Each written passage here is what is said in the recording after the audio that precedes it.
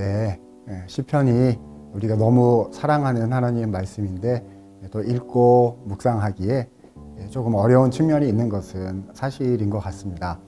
가장 중요한 포인트는 성경에 나오는 시는 하나의 문학 작품처럼 처음부터 끝까지 흘러가는 하나의 흐름이 있다, 이렇게 생각해 주시면 제일 좋을 것 같아요. 전체가 어떻게 이루어져 있는지, 이 전체를 통해서 주님이 나에게 뭐라고 말씀하시고 싶은지를 생각하시면서 읽어가시다 보면 조금씩 더 익숙해지실 수 있으리라 생각이 됩니다.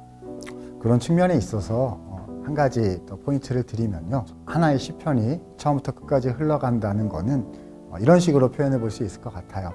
시편에는 여러 종류의 장르들이 등장을 하고 있습니다.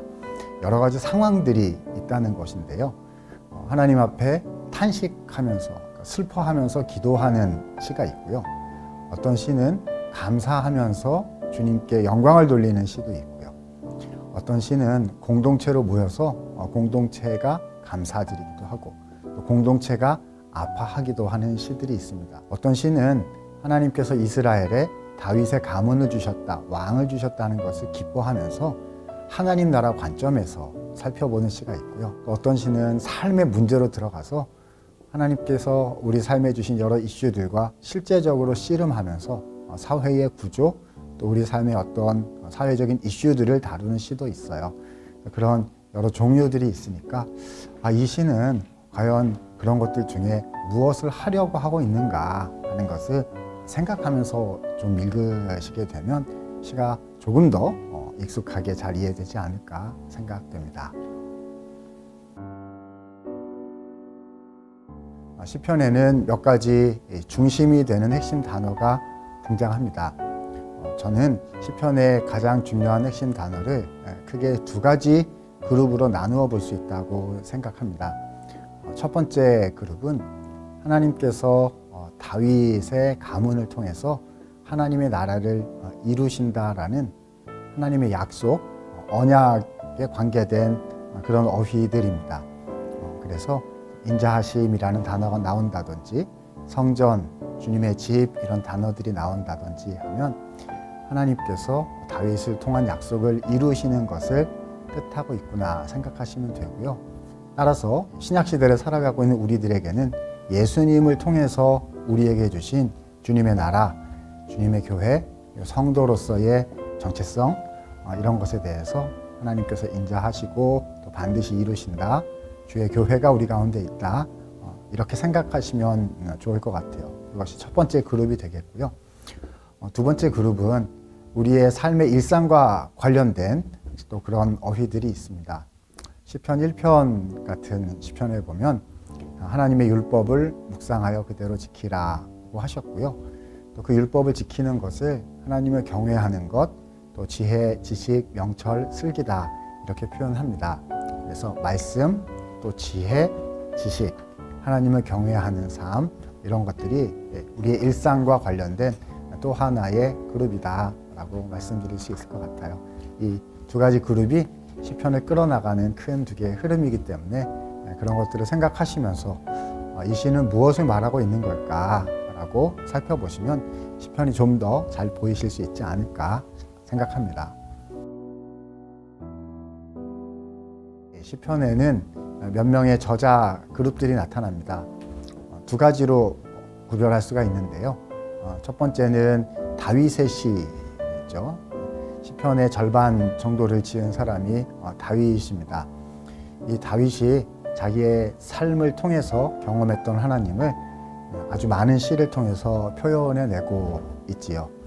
이때 다윗은 한 가지 특징이 있는데요, 자신을 하나님이 사용하시는 어떤 사명자나 특별히 왕, 그러니까 어떤 힘이나 권력을 가진 존재로 이해하고 있지는 않고요, 다윗은 자기 자신을 하나님 앞에서 한 사람의 성도로 이해를 하고 있습니다. 그래서 우리의 삶에 먼저 인생을 걸어가면서 신앙을 살았던 그 모습을 통해서 우리의 삶에 신앙을 비추어주는 선배의 모습으로 나타나고 있는 것이고요, 또한 그 선배의 모습을 통해서 장차 인간의 모든 것을 대표해서 이루어 주시는 예수님을 보여주고 있기도 하지요. 가장 중요한 인물로는 다윗이 있다 할 수 있겠고요. 다윗 이외에 여러 저자들도 나타나고 있습니다. 예를 들자면 아삽이라는 저자가 있고요. 아삽의 시가 시편 제2권, 3권에 많이 나오고요. 또 고라자손의 시들도 꽤 있어서 2권, 3권에 또 나타납니다. 그리고 기타 솔로몬이라든지 에단이라든지 하는 다른 저자들도 나타나고 있습니다. 그들은 비록 다윗과 같은 어떤 왕의 권세를 직접적으로 지녀서 부각된 그런 시편의 중심 존재는 아니라고 할 수 있겠지만 다윗과 더불어서 하나님의 나라를 이루어간 공동체의 모습으로 등장하고 있습니다.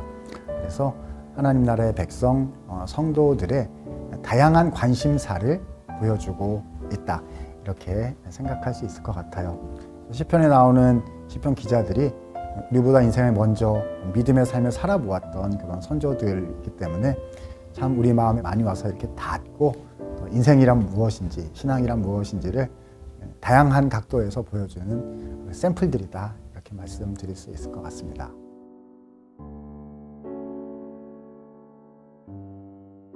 저에게 시편은 지혜입니다. 성경에서 지혜는 많은 것을 뜻하는 어휘인데요. 우리가 교회 밖에 나가면 지혜는 인생을 잘 살아내는 어떤 인간관계의 기술, 상황 판단력 같은 걸 의미하지만 성경에서 지혜는 물론 그런 면이 없지는 않겠지만 지혜의 핵심은 하나님이 어떤 분이신지 알아서 내가 어떤 사람인지 알게 되고 그 신앙이 삶의 영역 속으로 확장되어 가는 그런 어떤 통로, 그런 하나님이 주신 은혜를 성경에서 지혜라고 얘기하고 있거든요. 시편 1편에서 말씀을 묵상하는 것을 강조하는데 시편을 다 읽고 나면 시편 150편 말씀이 우리에게 삶의 지혜가 되는 것이다. 이렇게 정리하게 되는 것 같아요.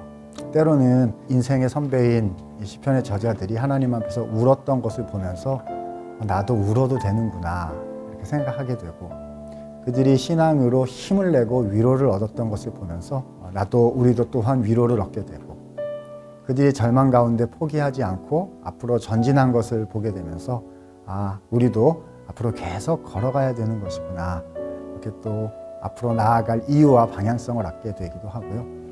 이 모든 것을 통틀어서 이것이 지혜다.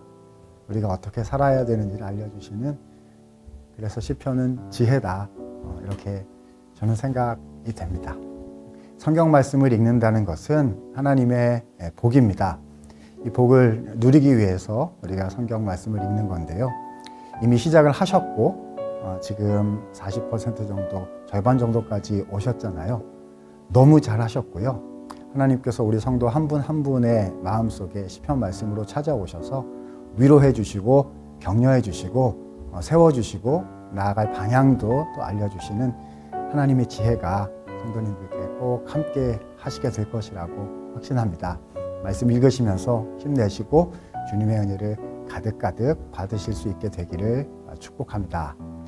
우리 함께 일독해